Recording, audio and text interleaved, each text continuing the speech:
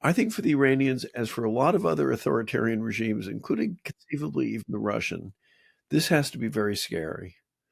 That here you have an authoritarian regime, which everybody thinks is stable, pretty much, which everybody thinks has kind of crushed its domestic opposition. Boom, 11 days, it's gone.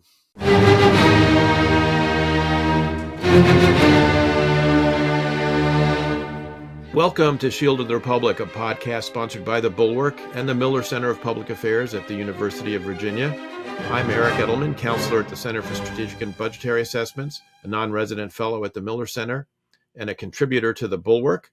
And I'm joined, as always, by my partner in crime on all things strategy, Eliot Cohen, the Arleigh Burke Chair of Strategy at the Center for Strategic and International Studies, and the Professor Emeritus of Strategy at Johns Hopkins School of Advanced International Studies. Eliot, how are you?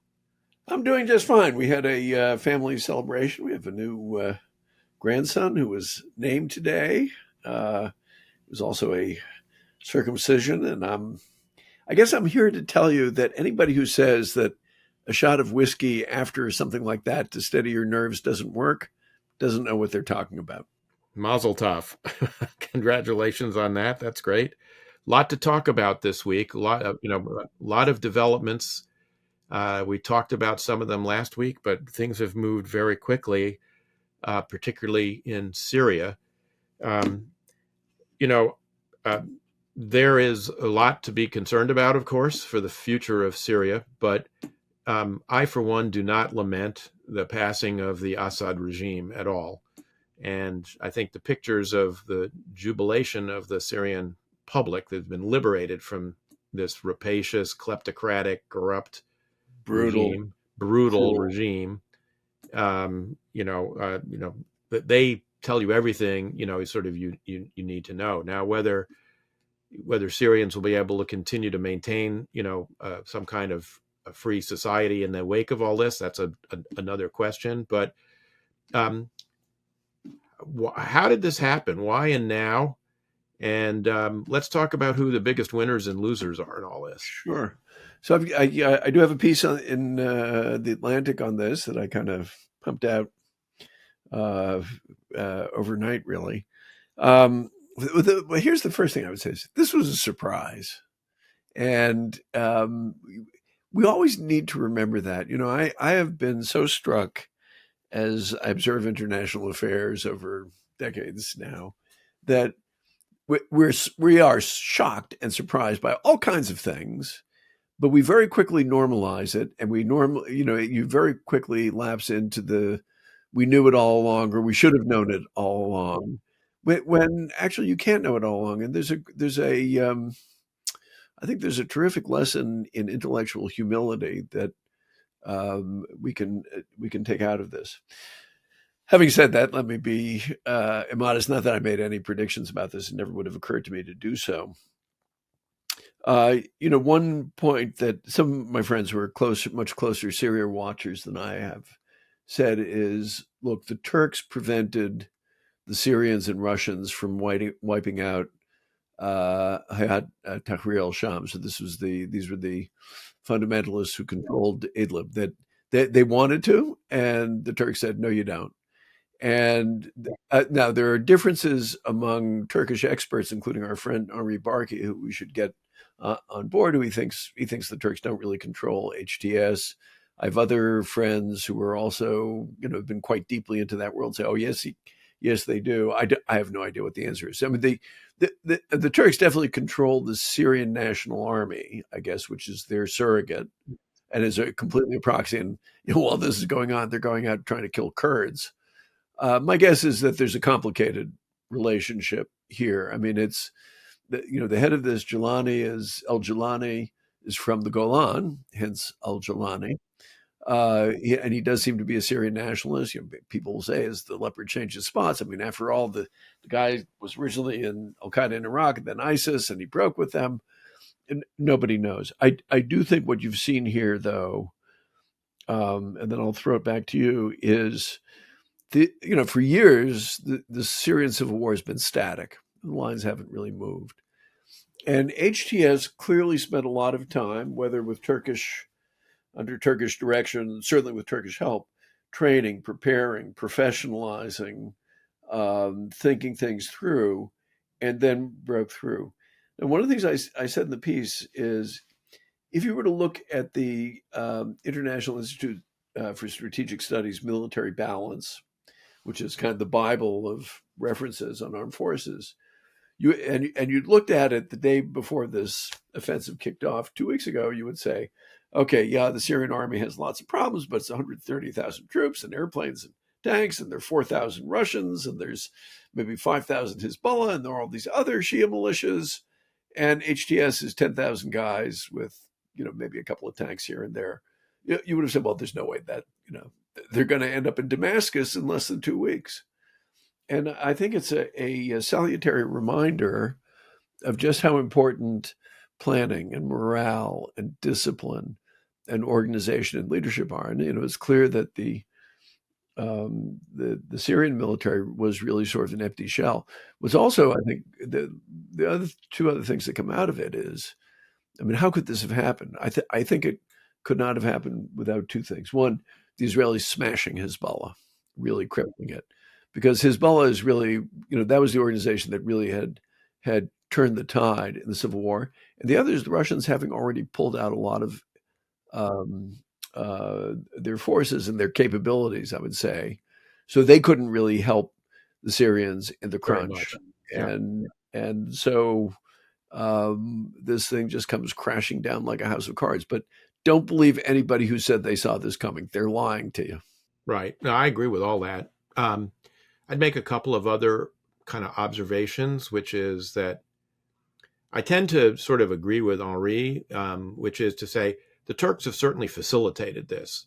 And yes, they wanted a buffer. They did not want, HTS to be obliterated by the Russians and the Assad regime.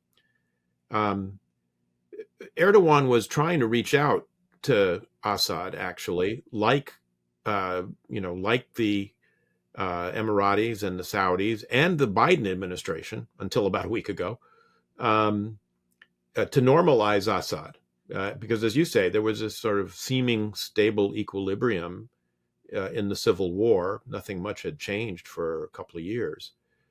I think the Turks certainly facilitated what you were talking about, the training and professionalization of HTS, which was also, I think, a function of a lot of defections of officers, Syrian Arab Army officers, to HTS, which helped them professionalize and be able to plan more effectively. And moreover, once this got rolling, and once Aleppo had been taken, to be able to negotiate arrangements with both local tribes and regime officials to let them leave without fighting. And nobody wanted to fight for Bashar because he was all about, himself and his family and their wealth and not the country. You'll recall during the Civil War, the slogan was Assad or the country burns. Well, I think a lot of people in the regime decided we don't want the country to burn. And we don't care about Assad. And so I do think Henri is right. This was facilitated by Turkey, aided to some degree. They allowed the finance of HTS to traverse through Turkey, certainly logistical support and supplies. They gave them a green light to go take Aleppo. I don't think they themselves, in their wildest dreams, I think some of this was Erdogan's reaction to Assad not responding to his overtures, but I think this got way out ahead of what, even he and others in the Turkish system anticipated. To me, they will be probably the biggest winner coming out of this. They will have outsized influence in Syria, but their fiat will not be law in Syria. They will not be able to completely direct things. They will be able to influence things, maybe more than anybody else, But in the end of the day, Jolani and these other Syrian actors are going to be pursuing their own, interests as they see them, and not, necessarily going to be dancing to Erdogan's tune, in my view. Yeah, I think that's right, and I think your reading of what the Turks expected is right. And to be clear to our listeners, that the Turks have been hosting 3 million Syrian refugees, and they would like them to go home. And they're going home in Yeah, they're large going. You're numbers. right, and so you have that. I think also Syria is a complicated place. You still, I mean, a lot of the Christians have fled, but there's still Christians left. I thought one thing was really interesting is Assad, of course, the Assad family are Alawites, who are, I guess you could call them Shia schismatics. And, the assumption always was that the Alawites, particularly that coastal enclave near Latakia and Tartus and so on, that they would find no. I mean, there's that, and there are other military actors. So it's quite amazing actually the range of militias that the Iranians put in there. I mean, there were Afghans and Pakistanis and Iraqis and so on. But there's also the Free Syrian Army, which was the original kind of half decent groups that we were supporting. There are the Kurds who we support. And then I think you probably have a lot of other groups. I think that the situation that you have now is Syria is not a state. Lebanon is not really a state. I mean, these are they were artificial creations. It doesn't mean that they couldn't have become real places in a way, but because of a variety of circumstances, that's not what they are now. And so now I think you're going to be seeing these kind of religious ethnic groups. And the question is whether you're going to get a leadership that can broker the deal so that they can all live together and have some sort of prosperity. The big unknown in this is Abu Mohammed al Jolani himself. And I'd be really curious to know what your take is, because on the one hand, he was from the Golan Heights, I think displaced during the Yom Kippur War, or before the Yom Kippur, during the 1967 war. That's the family was, I think. I'm not sure. Joins AQI, was a prisoner of ours in Abu Ghraib. Probably not where he would have learned to love the United States. AQI, ISIS, but he breaks with them. Now, is that just ambition? May well be. I thought the two things I found most interesting about this is apparently he's made a point of excluding non-Syrian fighters from HTS. And the other thing is he seems to have issued orders which for the moment seem to have been obeyed, to treat minorities, particularly the Christians of Aleppo, but also the Druze and the Shia,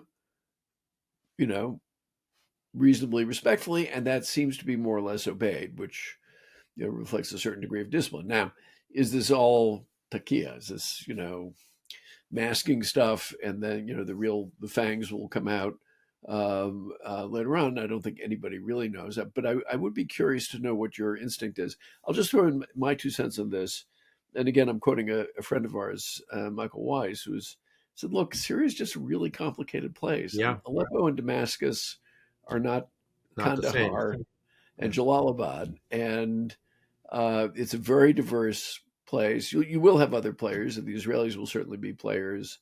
We may be to some extent. I bet you the Saudis and the Emiratis will be. So this will not simply be a Turkish playground, I think. Qataris, because Qataris were very big supporters of HTS.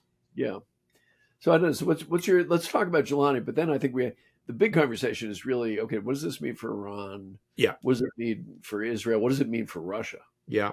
So in addition to the things that you have cited, I would add he and HTS seem to have run a relatively efficient administration in Idlib province.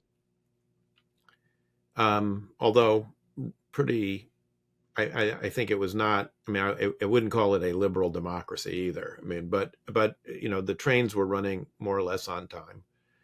And they also have declared an amnesty for anybody conscripted into the Syrian Arab army. And in general, they seem to be, I mean, he gave instructions for there not to be looting, to protect government institutions. And they seem to be engaged in some kind of dialogue or discussion with some remnants of the Assad regime.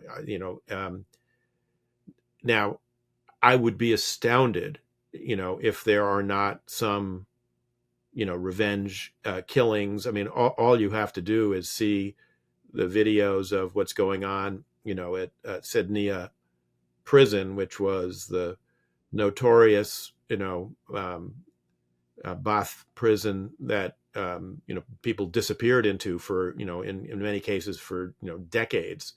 And there are layers, subterranean layers where, the liberators are trying to literally dig out prisoners who've been held incommunicado, in behind doors with electronic locks that nobody knows what the ciphers are for them. So they're trying to get some regime elements to help them, unlock all this.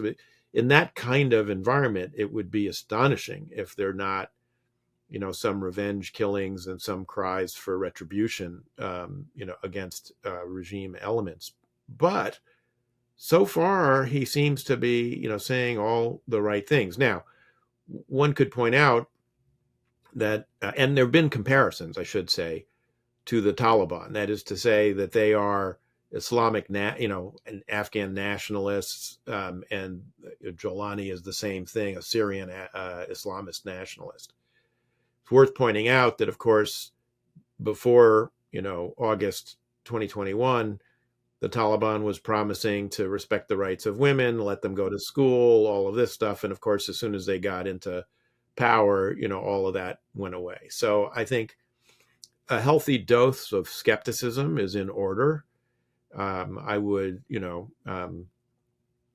I wouldn't expect, that we're going to see, liberal pluralism as we know it, suddenly effloresce in Syria. But, just judging from the first sort of 48, 72 hours, looks a lot better than I might have anticipated, is what I would say.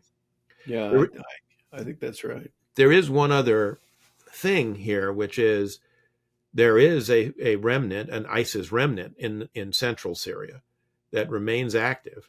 And U.S. Central Command over the weekend executed a number of precision strikes on some ISIS targets. And whether they try and, make a go of this again, that's another issue, I think, because, jails are being opened and emptied. That means, some of the people being let out are going to be ISIS guys. So that's going to be something to keep an eye on. And it is an issue for us politically because we have a small presence in Syria that I think has been very important and will remain important for overwatch of this ISIS element.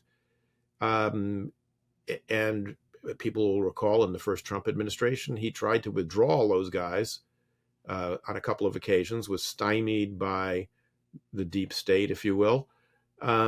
And I don't know whether his instinct is going to be to pull them all out or not, or whether people will be able to prevail on him to say, look, you don't want, these, this is a small, light footprint. It doesn't cost very much. We need to keep these guys there. I mean, that'll be an early test, I think, of, what the sort of balance of forces inside the new Trump administration is going to be. I hate to say it, but if I had to bet, it would be that he'd pull him out, because we'll have a longer talk about Trump, but as you and I have discussed before, his gift, if you want to call it that, is this way of viewing people through the prism of strength and weakness. And I think the way he looks at Erdogan and at Bibi now is I think he thinks of them as strong. Yeah. So I suspect his view is let Erdogan and Bibi sort this out. Why do we need to be there? Now I agree with you that would be wrong, but I think he would do it. Can we talk about what this means, though? I think for the two really big losers, Assad is a huge loser, and his family, the Russians and the Iranians. I think first, for the Iranians, I think this is really a pretty devastating blow because, Catastrophic. they've lost. I mean, their strategy has been built around proxy forces. So Hamas is now pulverized. I mean, basically, the Israelis have a humanitarian problem in Gaza and an administrative problem. They do not have a security problem of any dimensions. Hezbollah has been shattered, and now Iran has lost a land bridge to Lebanon, to Hezbollah. That is, that's a major defeat. They are widely and deservedly hated in Syria. It was very striking watching the mobs ripping down portraits of Nasrallah and of the supreme leader. So they're going to have this hostile power out there. It comes on top of not only those defeats of their proxies, but 2 missile exchanges with Israel in which they hit nothing, and the Israelis took out a good chunk of their air defenses and part of their nuclear program. So this is clearly, and they're now looking at an administration coming in led by a guy whom they tried to kill, really stupidly. The danger in all this that I see, though, and who killed the architect of this entire policy? Yeah, the danger, Qasem Soleimani. Right. The danger that I see in all this is, if I had to guess, their calculation is our strategy has basically fallen apart. I mean, they're left with the Houthis and some Iraqi militias, is to sprint for nuclear weapons. On placing a bet that Trump does not, although Trump may be willing to kill a Qasem Soleimani, he's not willing to whistle up all the B-2s. Now, they may be wrong, and don't get me, I'm not saying that they're right, but they may say, look, he's not going to be willing to whistle up the B-2s. And once we have half a dozen nuclear weapons, people are going to treat us differently. That may be a bad calculation. I think it probably is. But it wouldn't surprise me if you see a sprint for nuclear weapons and a new administration very early on facing the decision, do we want to stop that by the only way you really can stop it, which is something kinetic? Yes, and it won't be just their decision, right? Because Bibi will have a vote in this as well. So why do you think it's a bad calculation that if they have 5 or 6 nuclear weapons, they'll be treated differently? I think actually everything indicates that if that were the case, they would be treated differently. And North Korea is treated differently. Certainly by the Biden administration, which we can discuss later, but they're not going to be around. I think if they have 5 or 6 nuclear weapons, then everybody's on a hair. The Israelis are on a hair trigger, right? And there's a good chance. I wouldn't, in those circumstances, honestly, I would not even rule out an Israeli nuclear strike if they feel that that's the only way to take out the nuclear program. Yeah. But I think that but it's not an entirely unreasonable calculation, which is why I think they may try that sprint. Yeah. So I guess here's my difference with you. I think if they get to the point they've got 5 or 6 nuclear weapons, I think even Bibi would be, looking hard even at a nuclear strike, because if you don't get everything, I mean, Rafsanjani, former president of Iran, famously said Israel is a 1-bomb country. That's a slight exaggeration, but only slight. So I think, the Iranians, if they could, get to 5 or 6, would actually be in a position. I mean, everything we've seen about Western behavior, with the PRC, with, North Korea, suggests that they would not be wrong in that calculation. Getting there, I think, is the high risk part, because if trying to get to that point, I think is where the real risk is. And there, I agree. I think the Trump administration might have serious divisions among itself about whether to go for a military strike to try and stop the program. I think Israel would rather go either together. It would prefer for the Americans to do it, or to go together with the Americans to do it. But I also think if they think that there's no possibility of that, they're prepared to go it alone, in the sense that they, if you look at Israeli behavior over the last year, every time they've done things that the United States and the international community told them not to do, there's been a huge benefit to them for doing it. I They guess, were told not to go into Rafah to destroy sure. Hamas. They did. They were told not to go, into Lebanon. They able to destroy Hezbollah. They did, and they succeeded. They went, went after Hania in Tehran. All these things, and all of that led to what we've been discussing up until now, the fall of Assad. I think that they will calculate that if they are left to their own devices, that their own devices might not be perfect, but good enough to set the Iranian program back by some measure. As you say, they already took out part of that program. We think perhaps the explosive, charge part of the nuclear warhead program. That's what people seem to think that was in Parchin, the strike. I think My they could doubt, go it alone. my doubts, Eric, are because I think it's really at the furthest range of their capabilities. This last raid, as in the past, the bomb droppers are the F-16s. The F-15s are doing air superiority, and they have a limited number of tankers. I just think to really take out a nuclear program, if you're convinced that if you attack the nuclear program, they're really going to do everything they can to build it. You really need sustained attacks, probably on a whole bunch of different sites, including potential storage sites, as well as where you're doing the fabrications and the centrifuges and all that. And I don't know, but I kind of wonder whether they have the air power that's available for that. Now, the one other card that the Iranians have left to play, which is a real one, is will completely gum up the Persian Gulf. That they can mine, they have missile armed speedboats and stuff like that. Now, my guess is that the U.S. Navy could handle that. The U.S. Navy with other allies. But I think that's going to be enough of a. I mean, I guess I have had conversations with people who are pretty high up in CENTCOM say actually it would be a serious problem for us. Now, I have to think we could deal with it, but they've been thinking very hard about that. So I guess I think those are the last two cards they have to play. Of course, there's the flip of that is that if they do that,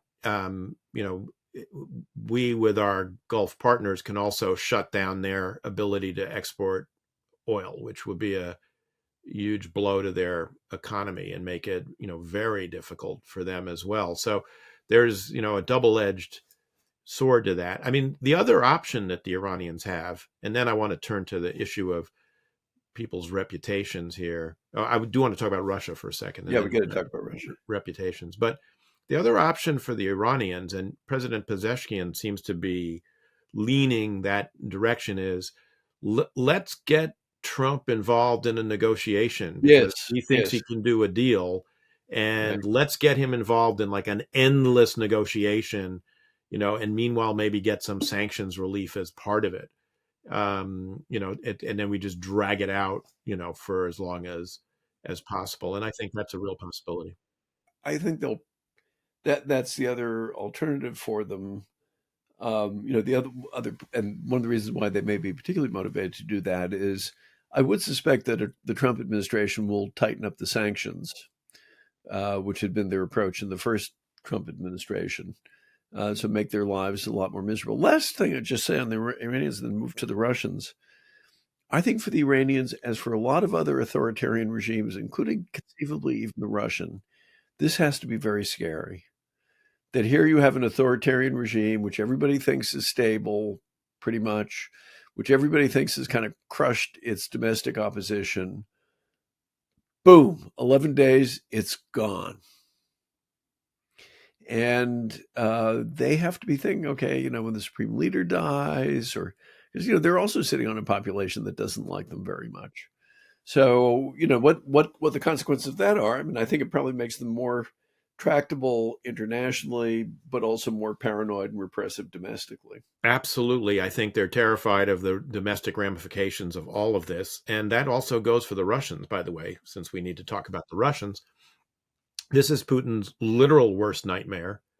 I mean, the only thing here, that makes this any better, than what happened in Libya in 2011, from his point of view, is that Assad wasn't, Tortured before he tortured and murdered on video, a video which reputedly Putin has watched over and over and over again, according to several of his biographers.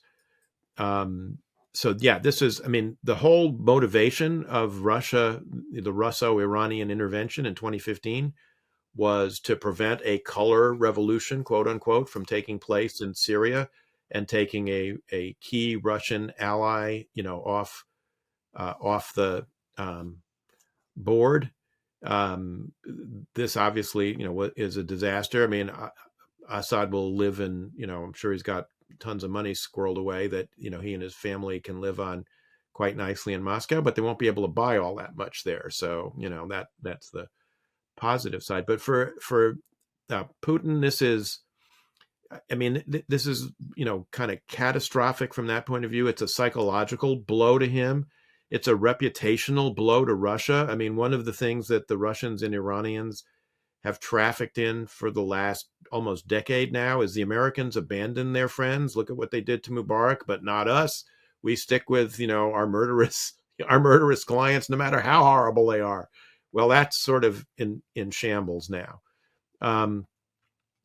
It'll be very interesting. There's been this 180, where the Russians went from calling these people HTS, calling them terrorists, to now they're the Syrian opposition, and they're prepared to negotiate with them, because what they're desperate to do is to hold on to their bases, both the naval base at Tartus and the air base nearby at Khmeimim.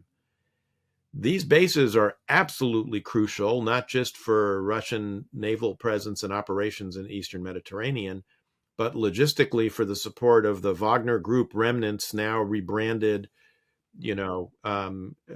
as various other Russian entities operating throughout the Sahel, where they have been pillaging, and essentially trafficking in rare earth and other minerals as a way of financing the war in Ukraine and paying back for their own operations, supporting, a variety of kleptocrats and autocrats in sub-Saharan Africa. It's going to be very interesting. There's some people who I noticed some Russian experts are saying, oh, well, the Russians are very pragmatic. They will just work out a deal with the Syrians.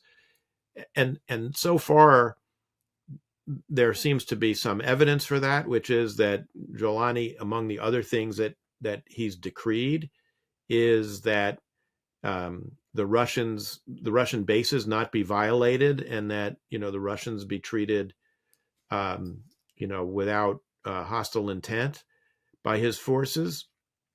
That being said, given the role that the Russians played in some of the biggest atrocities, I find it hard to believe that they will let the Russians maintain.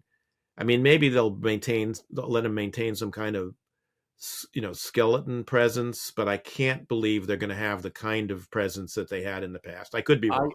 I'm with you. I think, look, the Taliban treated us very nicely when we were leaving Kabul, right?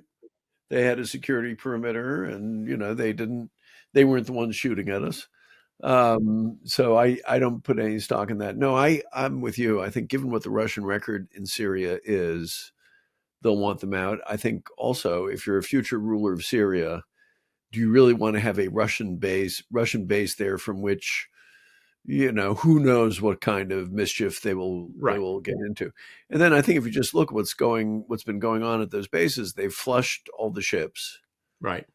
They were supposed to be on an exercise. They haven't come back to Tartus. Right. And I think they've flushed some of the airplanes. Some of the airplanes may not be functional. They do seem to have pulled a lot of stuff out for Ukraine. I think, by the way, this is one of the other things, that this is a blow to the Russians. This is a blow. This is another, if we were only smart enough to push this, say, look, this is another way in which the Ukraine war has really screwed Russia. That this is your main base in the Mediterranean. It's really your only real base in the Mediterranean.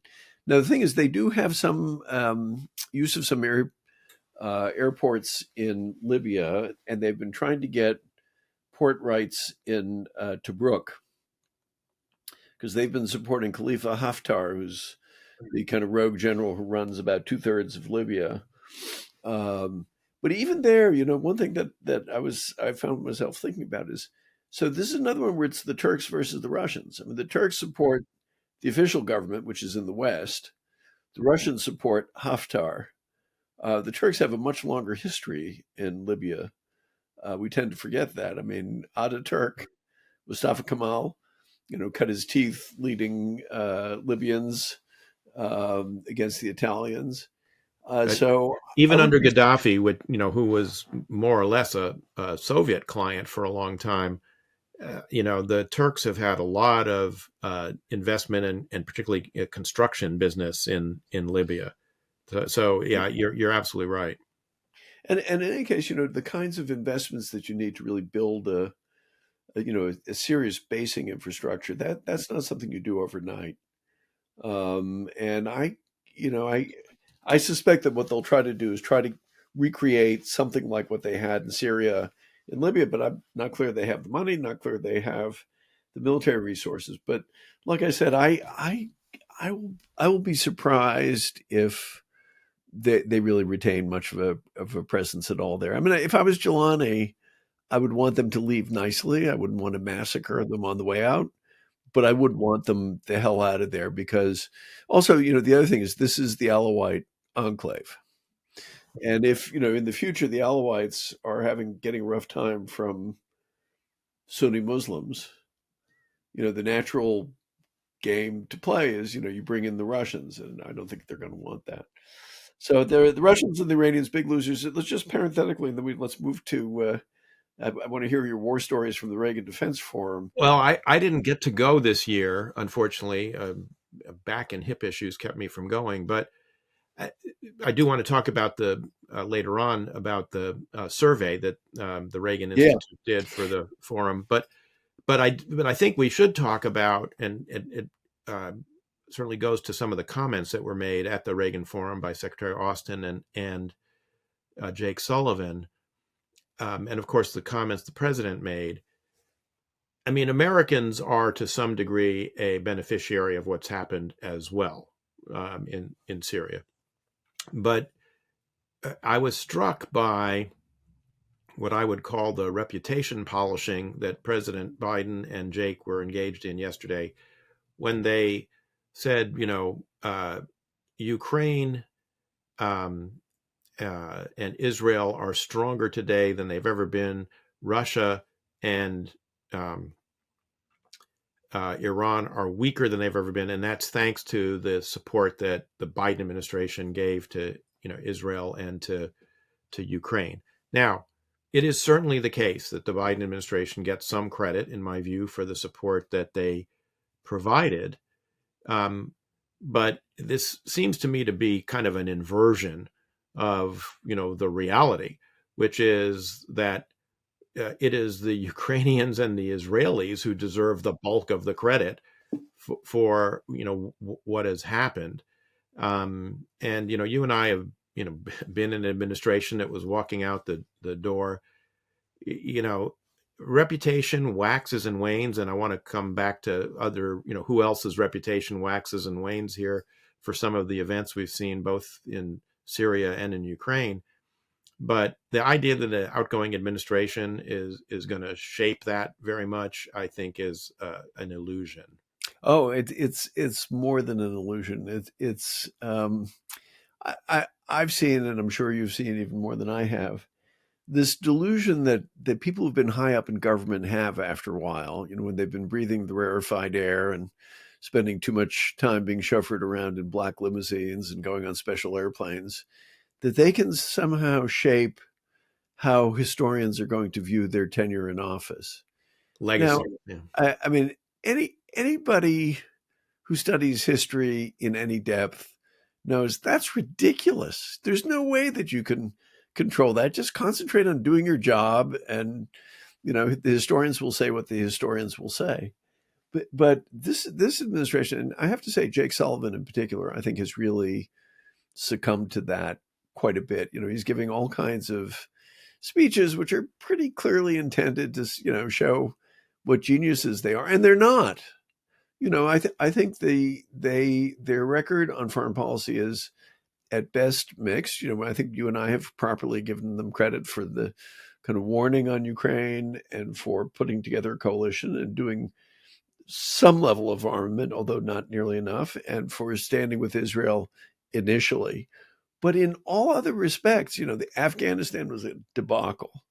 The failure to not only the failure to arm Ukraine adequately, but to advise it, to explain to the American people why this matters. It is stunning, just stunning to me that you just don't have leading members of the administration, beginning with the president, explaining this, or sort of then going to sort of nitpicking with the Israelis, or trying to turn the Lebanon war, get a ceasefire rather than just telling the Israelis, really hammer Hezbollah. I mean, they are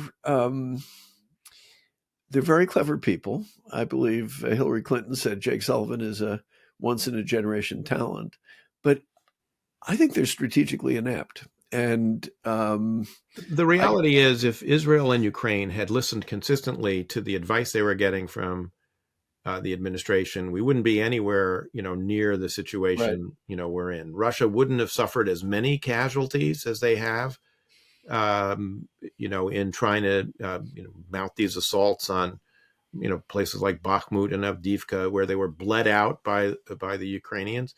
And the Assad regime wouldn't have fallen, and Hezbollah would still be standing. I mean, it's so there seems to be a stunning sense of lack of self-awareness. So okay, let me ask you then, what explains this? Because Biden unquestionably has a lot of experience. He's been, as he will continually remind people, he had a half century, one way or another, engaging in foreign affairs. People like Jake,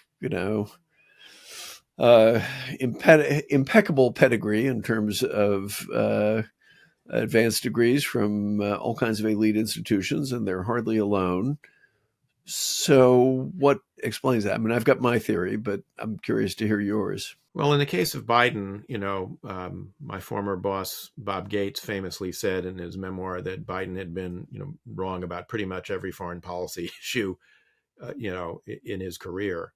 And I think there's a lot of truth in that. With Jake, I think it's slightly different. I think he is extremely smart and very analytical, but analysis or paralysis by analysis is a huge problem in government, and I think this administration has, to a large degree, succumbed to that. And the danger is, you can fly spec all of the dangers of action, but you have to also understand that there are serious dangers to inaction. And if you think that inaction is neutral and that you're not losing anything by doing it, you're changing your decision-making process. I think it is also, what we're talking about in all these cases is war. And it makes a big difference whether viscerally you understand what a war is and the kinds of things that happen in war and what the dynamics of wars are. Not to say that it gives you, a perfect set of answers, but I think, there is something about the way we educate our elites in this area, which makes them almost immune to what I would consider serious strategic thinking. So that's why what is the instinct? The instinct is always say, okay, how can we get a ceasefire, which doesn't really resolve anything. But, it was very popular to say, the Syria civil war was terrible. It created this huge refugee crisis and there was no military solution to it. Well, all you have to do is see the photos of the people queuing up. As you pointed out, almost 4 million refugees in Turkey. They are queuing up to go home. And that's because there's been a military solution to the problem. So, I think that's hugely important. I want to talk about some other reputations here that, we want to trash have been revisited recently. So Gideon Rachman, usually very thoughtful columnist in the Financial Times, very centrist or center left even sometimes. Right.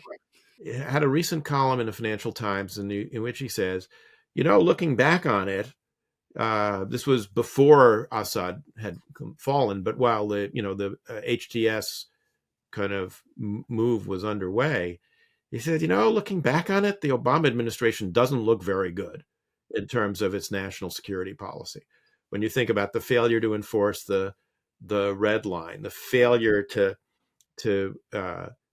intervene effectively in Syria, in part because of fear about what had happened in Iraq. Again, this goes to the issue of the costs of action versus the costs of inaction. And failure to do anything in 2014 over Ukraine, the failure to provide lethal assistance to Ukraine in 2014, the failure to stand up for the assurances provided Ukraine in the Budapest Memorandum. I mean, it goes on and on. The failure to exact any penalty on the PRC for the fact that Xi Jinping came to the United States, met with the President of the United States, assured him that the PRC would not militarize these sand spits that they were turning into air bases in the South China Sea, and then they did it, and we did nothing. So, or next to nothing. So that his reputation, I think, has taken a hit here, and I think will continue to take a hit. And then, as well, about the same time, maybe a day or two before, also in the pages of the Financial Times, Sylvie Kaufmann, the editor of Le Monde, wrote a pretty scathing review of Angela Merkel's recently published memoir, in which she said, her reputation, which when she was chancellor for, I think it was 11 years or maybe 14 years, I can't remember exactly, but her tenure as Chancellor of Germany was regarded as, that she was regarded as the most, serious and powerful statesman or statesperson in Europe. And in retrospect, her coddling of Putin and of Russia, and her kind of failure ultimately to do anything about Syria all look very bad. Not just that, her basically agreement to shut down the German nuclear, civilian nuclear energy program. So despite being a physicist. So there is, they're trapped there. The decision to accept vast numbers of refugees that they couldn't really absorb.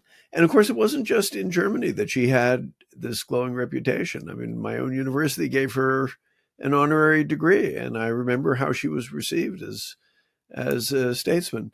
And I hate to say it, because, you and I both know where we stand on Donald Trump. Trump, who said, this Nord Stream 2 deal that you're cutting with the Russians, it's going to make you more dependent on the Russians. Right. And they'll have the upper hand. And you know what? He was right. Yeah. He was right. I agree. That actually, can I use that to get us to talk a little bit about Trump?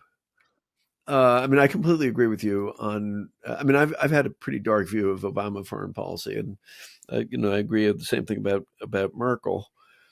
To talk about Trump, so just to kind of open the bidding, and I think we may have talked a little bit about this before, but I'm sure, like everybody else, I've got my various friendly chat groups, and I do have friends who are very smart, quite experienced in various things, who've been around quite a while, who really are, I think, just not in a state of hysteria, but something close to it, over a potential Trump administration. And I guess what I find puzzling is actually not them so much as me. I find myself saying, I'm going to wait and see what they do, who they actually appoint, and sort of deal with this decision by decision and person by person, in part because I've come to the conclusion hysteria doesn't do anybody any good, but in part because I think it's going to be mixed. I mean, I think even on Ukraine, I am not at all convinced that he's just going to ditch the Ukrainians. I think far from it. I think Putin's going to misread him. And I mean, he's going to go for a deal which I might not like, which I probably won't like, and which is a worse deal than it could have been. But I think that's partly an artifact of where the Biden administration has left us. Yeah. So could you just tell me, should I be hysterical and I'm just kind of in a state of false consciousness or something?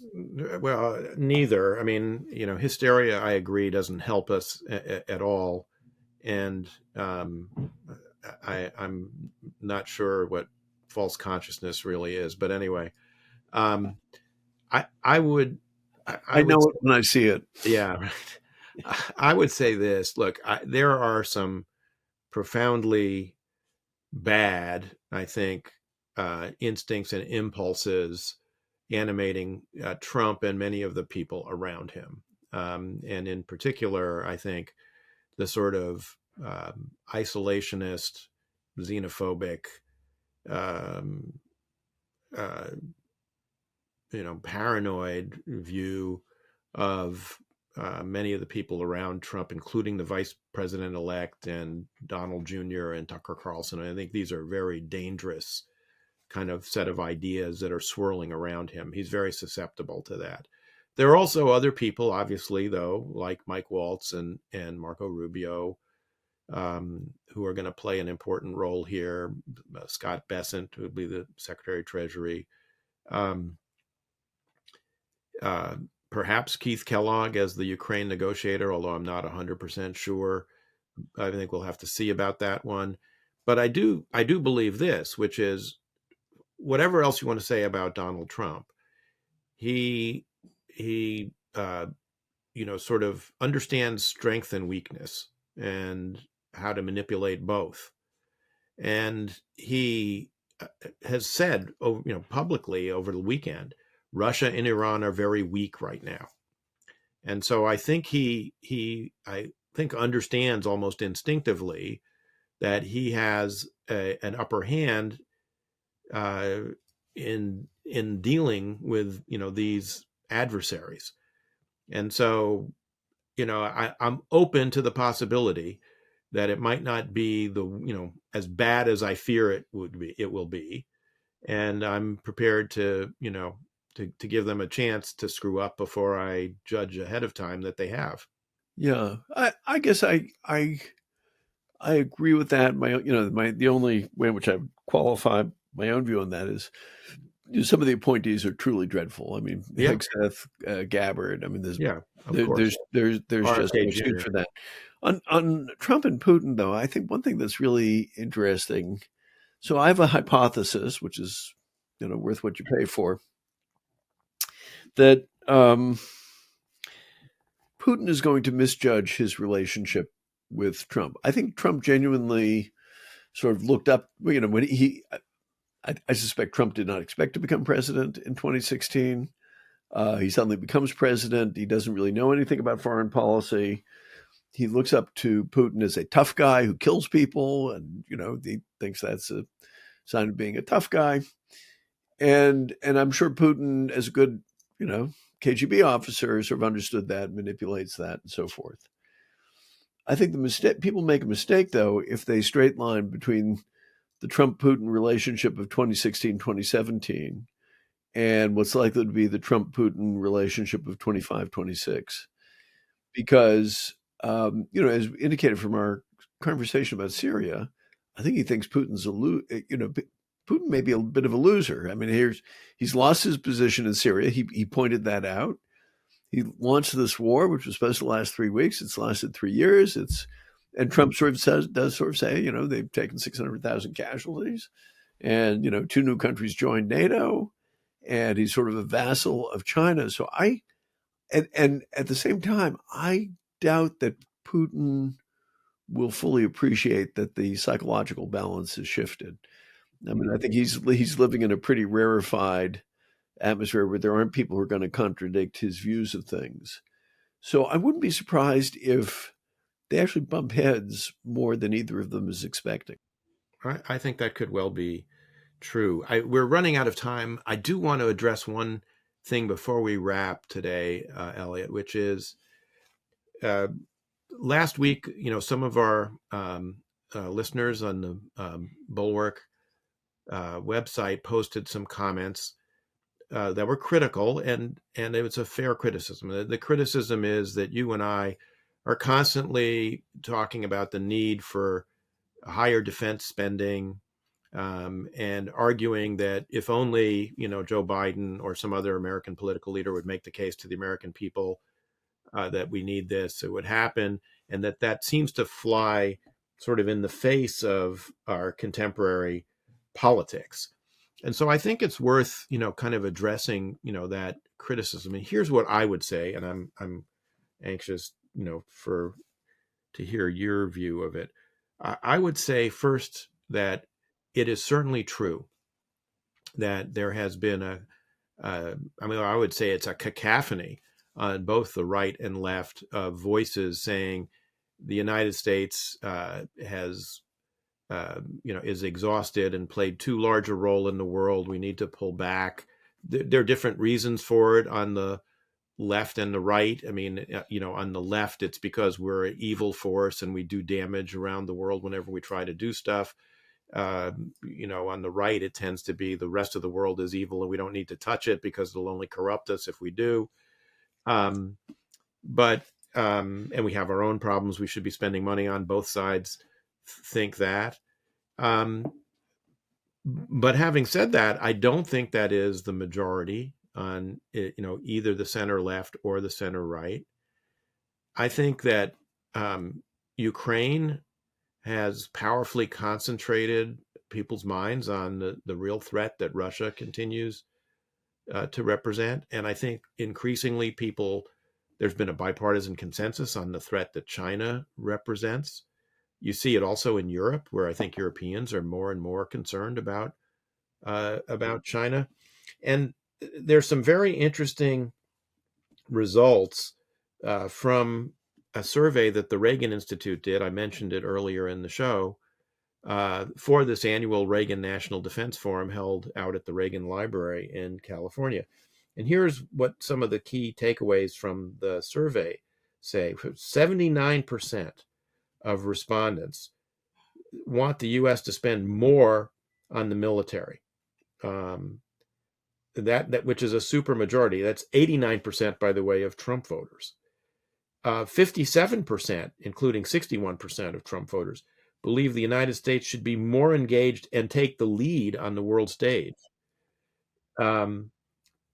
Trust in the U.S. military is up 5% to 51%.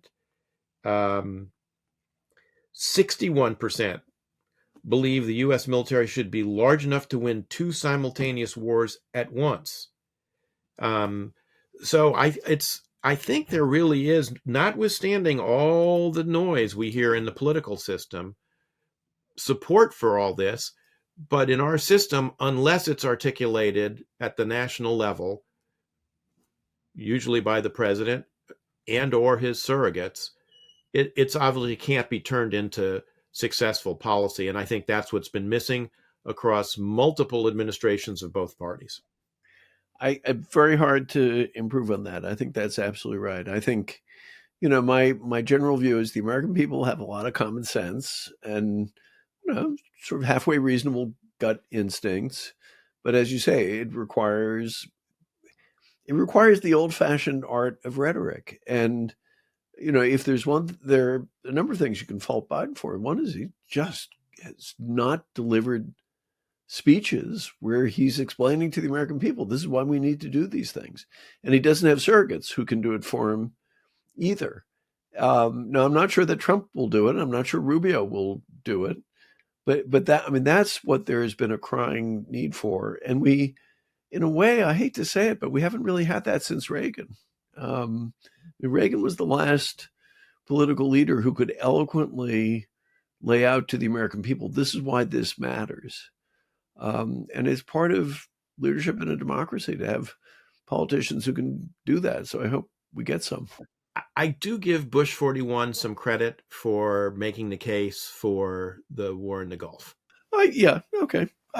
Yes. Although, what was lacking, I think, in sort of from Bush 41 on, was a kind of an overall articulation of this is the world that we're in. This is the world that we could be heading to. You need a president to kind of set the framework. And the irony here, of course, is that most presidents, not Bush 41, most presidents come in, they want to do domestic policy, and foreign policy is something that they'll do on the side. Of course, as you and I both know, most of what they end up doing is foreign policy because domestic policy is intractable. But what they, I think, often forget about it is the need to do the kind of presentational and persuasive work that's necessary to actually do that. So as usual, Eric, if people would only listen to us, things would be much better. Of course.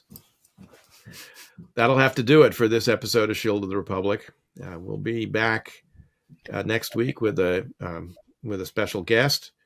And Eliot, I think you're going to be off traveling. So I'm going to be in Paris. I'm going to be having dinner with a bunch of our old friends.